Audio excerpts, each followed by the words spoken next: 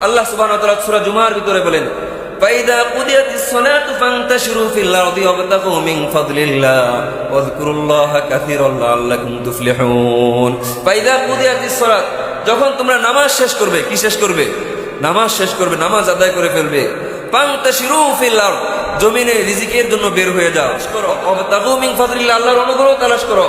তোমার কপাল নাক আল্লাহর কুদরতি কদমে অবনত কইরা আল্লাহকে সন্তুষ্ট করেছো, এবং এখন জমিনে কি করো? ইবাদত শেষ, মসজিদ থেকে বের হয়ে পড়ো, জমিনে বিচরণ করো, হালাল রিজিকের জন্য জমিনে বেরিয়ে পড়ো।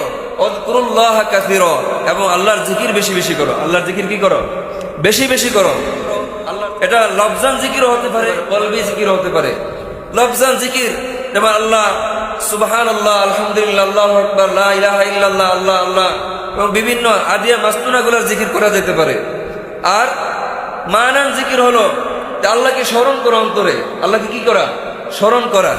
কলবি জিকির আল্লাহকে অন্তরে কি করা? স্মরণ করা, যে আমি হালাল পন্থায় কামাইয়ের জন্য বেরিয়ে পড়লাম, আল্লাহ আমার রিজিকের ফয়সালা অবশ্যই করবেন, আমার রিজিকের ফয়সালা অবশ্যই করবেন। আল্লাহ সুবহানাহু ওয়া তাআলা যেহেতু বলেছেন, ওমা মিন দাব্বাতিন ফিল আরদ, জমিনের ভিতরে বিচরণশীল যত প্রাণী আছে, ইল্লা আলাল্লাহি রিজকুহা, সকলের রিজিকের জিম্মাদারি একমাত্র আল্লাহর হাতে। কার হাতে? আল্লাহর হাতে। অবশ্যই আল্লাহ আমার রিজিকের কি করবেন? ফয়সালা করবেন। তাই আমি মরে গেলেও হারাম খাবো না, হারাম পন্থায় পা বাড়াবো না।